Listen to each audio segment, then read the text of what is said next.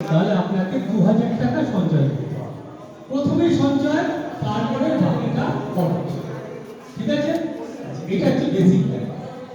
দেখুন, আমাদের ভারতবর্ষে বর্তমান যা সিচুয়েশন, যত দিন যাচ্ছে তত জিনিসপত্রের দাম কিন্তু বাড়ছে, তাই তো? এটাকে কি বলে? মুদ্রাস্ফীতি। বাংলায় মুদ্রাস্ফীতি বলে, ইংরেজিতে বলে ইনফ্লেশন। ঠিক আছে? অর্থাৎ price rise of goods and services. আপনি স্যার বললেন যে আপনি ইনকাম করবেন, সেভিংস করবেন, সেটাকে খালি সেভিংস করলে হবে না, সেটাকে প্রপারলি ইনভেস্ট করতে হবে। অর্থাৎ ইনভেস্টমেন্ট হচ্ছে channelize of your savings into different asset classes. খালি সেভিংস করলে হবে না, বিভিন্ন জায়গায় আপনাকে ইনভেস্ট করতে হবে। কেন? কারণ সেভিংস অ্যাকাউন্ট